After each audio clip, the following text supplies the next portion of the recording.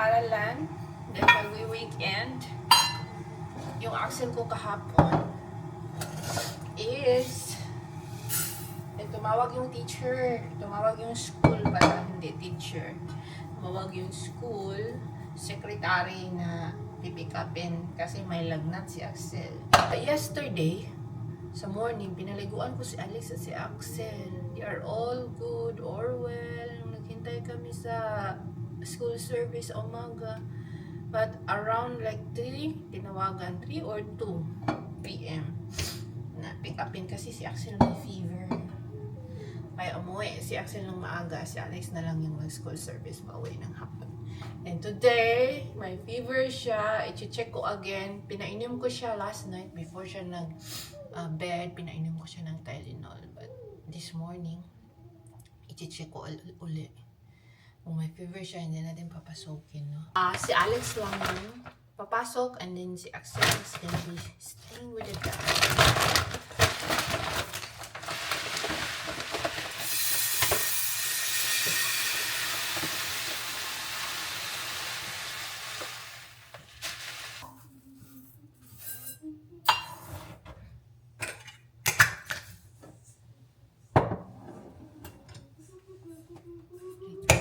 Ni-refill ko yung bigas.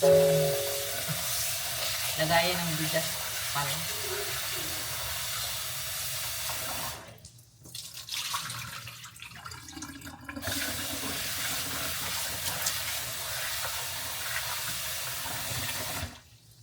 May pasok ako today, guys. Alas 10. And tomorrow.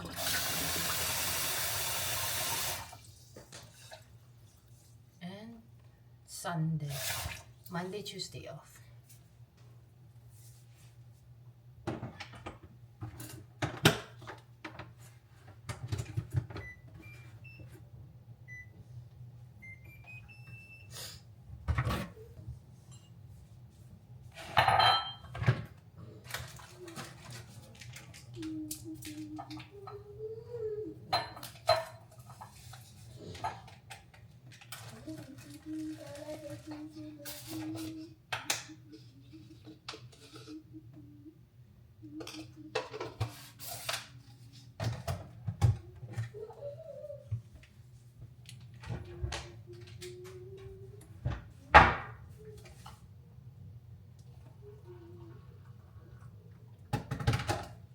Kape, guys! Kape tayo!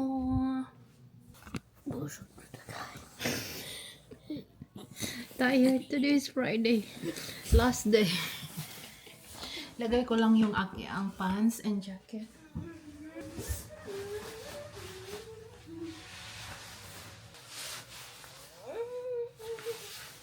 Sad si Kuya Alex kasi gusto niya si Axel.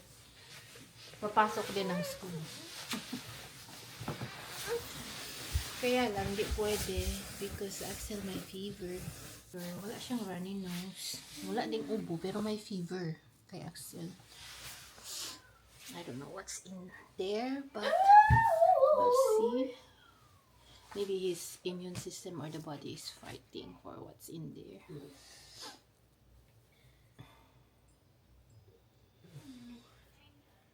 Not here. It's a very good today, guys. Yung sun, very sunny. It's cold, but it's sunny. What's the weather, Lang? Can Mama check the weather, please? Lang. Mama wanted to check the weather, so let's see. Wiper. Just check about today. Weather. Wow, it's negative 15. Feels like negative 15. Manag sa labas. Feel like summer yung sun. But the thing is very cold, negative 15.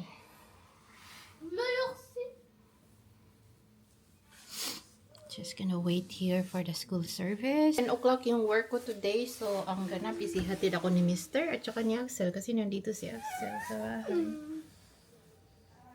Parang ganito yung sun, namimiss mo yung summer. When you look at the snow, winter pa pala.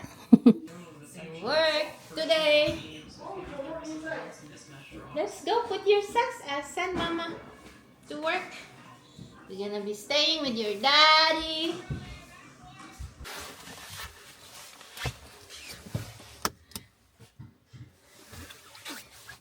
Negative 15. Let's go. Let's go.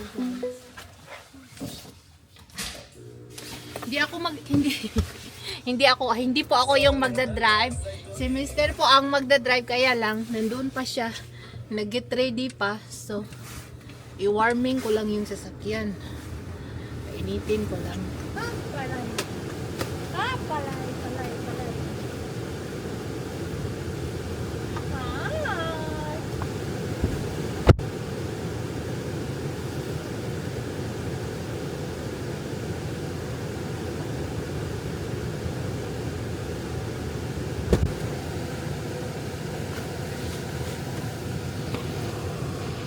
Nandito po ako, guys. Passenger tayo today. Disney Princess. Kasi passenger tayo today. Passenger lang. Naging Disney Princess na, char. Ay, wala. Jacket ko. Okay. While waiting kay Mr.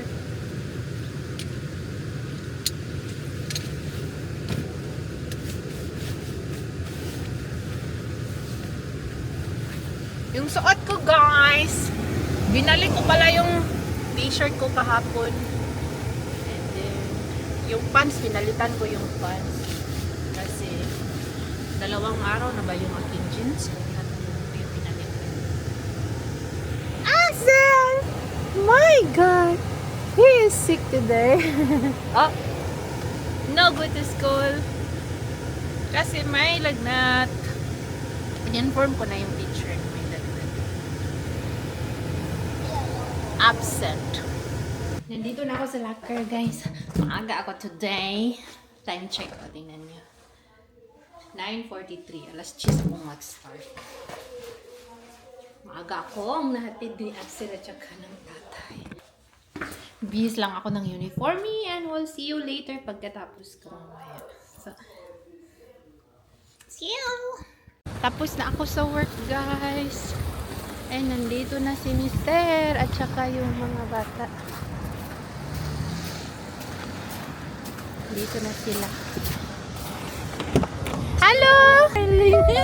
You survived the people. It's strong, guys. Yesterday, no one to say hi to the mom.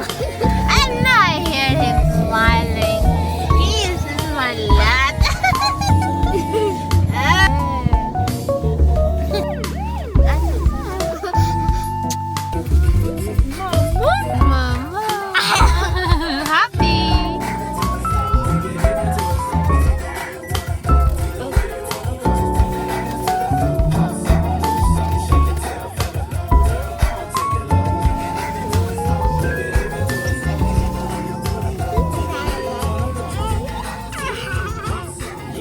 Nag-take out pala kami ng McDonald's, guys. Para sa mga bata. Oh! Si Bonjourle.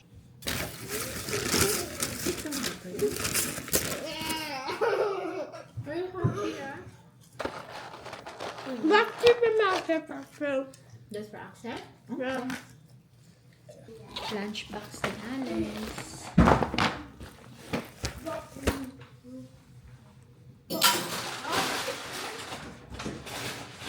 Mommy, go in the bathroom. Is it have to go in the Oh, you don't eat much of the snacks? You're not... Wow, finish. You finish all? But not the snacks. Oh, akong isda. Para bukas, sa bato bukas. Kasi bukas, may pasok ako bukas. Tapos maybe ako bukas. Para may pang-ulam sila. This is frozen.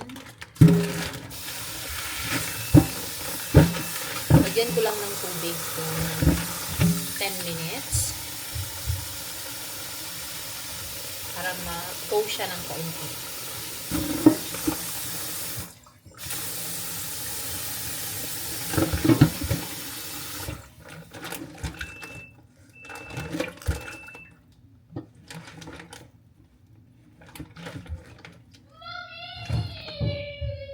Yes, Alex. You need help? Sava, Alex? Come! Come here. What happened? Don't scream. Kala ko anong nangyari na kay Alex. Di pala niya mabuksan yung ano niya, yung ang tawag dito, yung dito niya, yung butones ba. Kakapi lang ako, guys.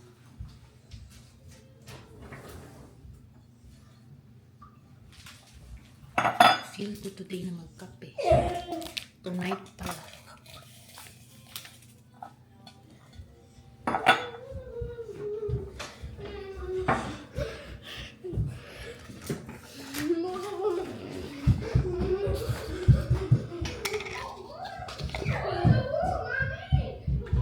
Alex, close the window lang, the curtain. Please. Can you please close the curtain?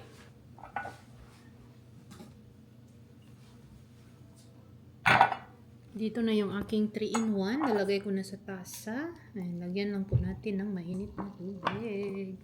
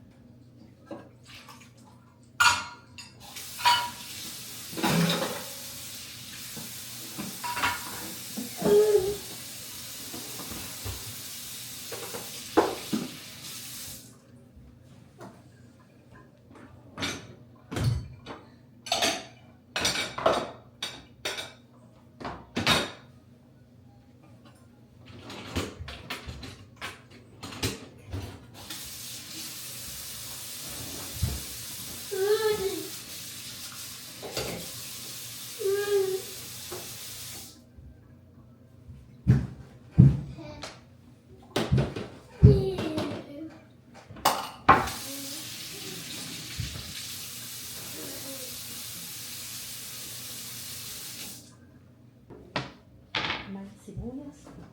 Kamatis.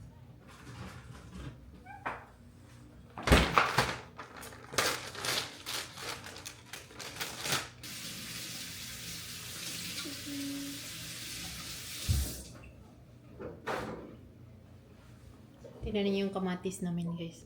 Wow. Gandang tingnan.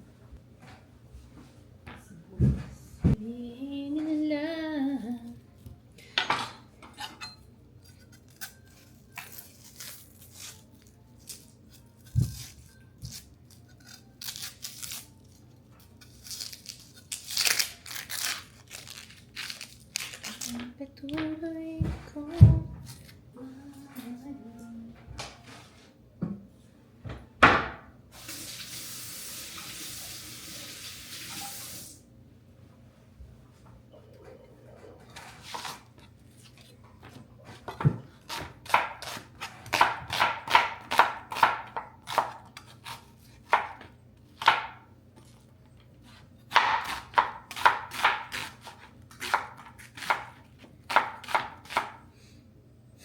Wait, parang papaiyakin ako ng sibuyas. Pigilan natin ang ating mga luha. Char. Kaya natin ito. Char.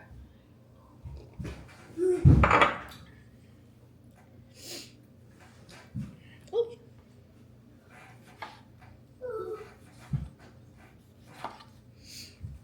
Gagawa ko ng sarsadong isda, guys.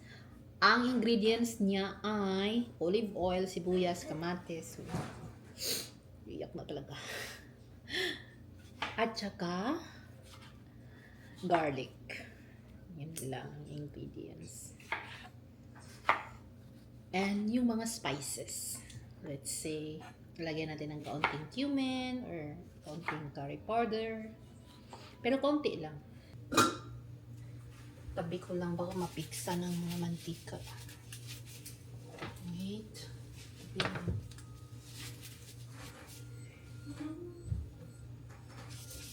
Linisan ko lang konti yung ano namin. Lutuan. Nilinisan ko no, tapos magluluto lang din naman ako. Very good. For at least hindi siya dumi masyado.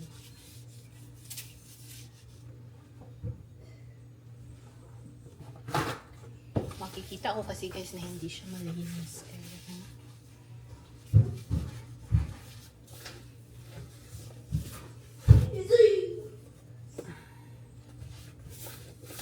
linisan lang natin.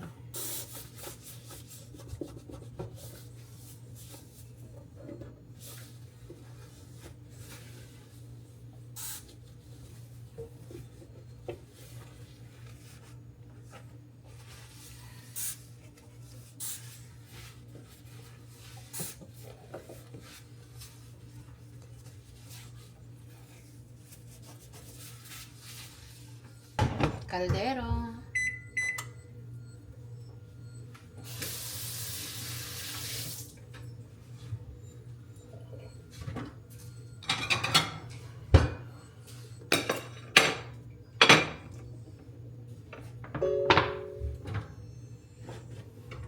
Lagyan natin ng idibol.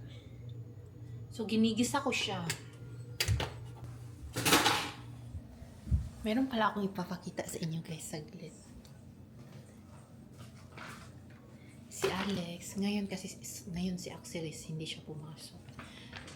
Friday ngayon, no? February 13. Si Alex, dito sa communication book ni Alex, meron tayong, ayan, meron siyang card for Valentine's. Tomorrow is Valentine's Day, February 14. And, aww, in French. Ito yung sulat ni Alex, guys. Merci. Mainit na yung ating mantika. Lagay ko lang yung aking sibuyas.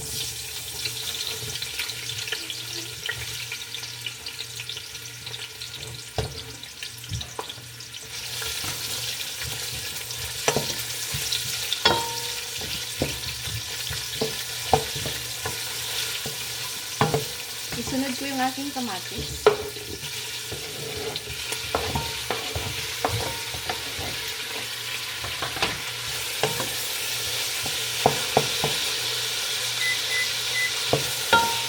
Haluin lang natin guys. Ito siya.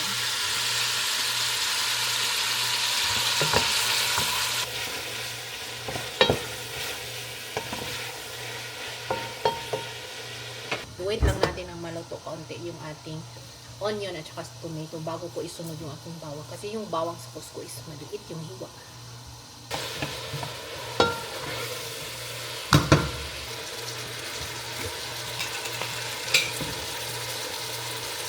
Bawang.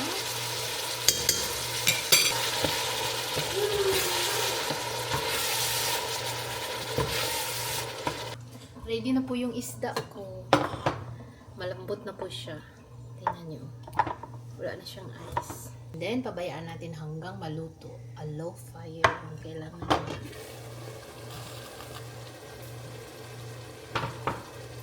Hindi ko po siya lalagyan ng tubig. Yung tubig nito ng isda, yung kusang magpapaluto sa kanya. Ang isda na ito po ay sea bream.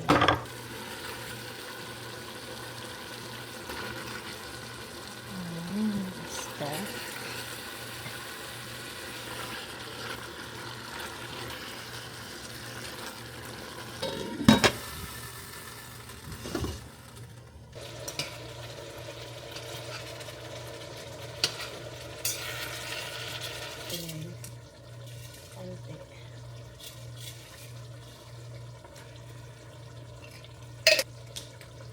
Pepper powder,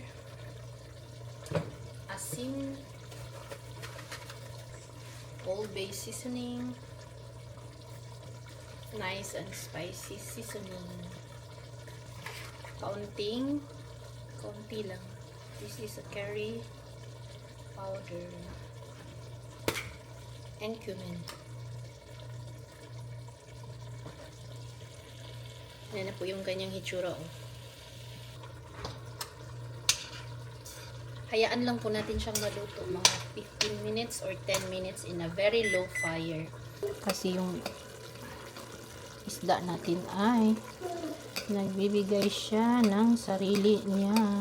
Ayan, tingnan niyo. Tubig.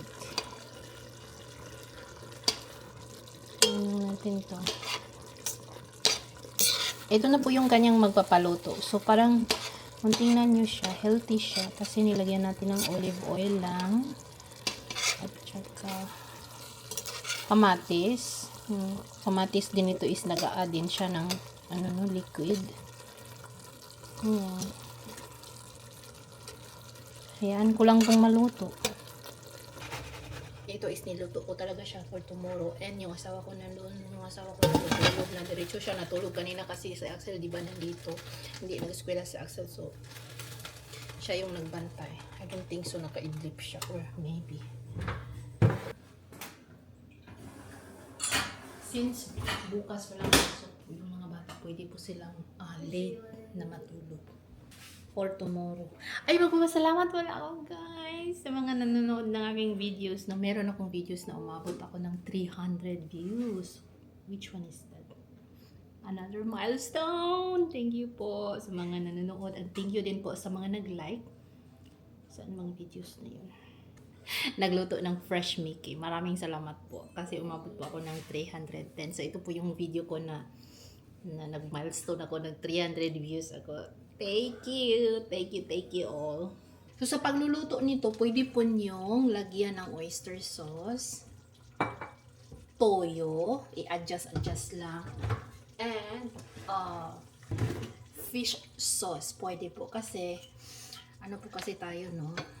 Depende sa panglasa. Ito, lalagyan ko siya ng konti na. I-balance lang natin according sa ating panimpla kung saan tayo may masasarapan. Ganito na po yung kanyang hitsura. Hindi po ako nag-add ng tubig nito. Yung kamatis lang nito at saka yung ng isda. Hitsura ng kanyang sarsa. Masarap po ito sa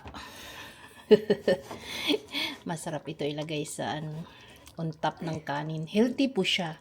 Yung ginamit natin na olive oil is very healthy. And kamatis and sibuyas.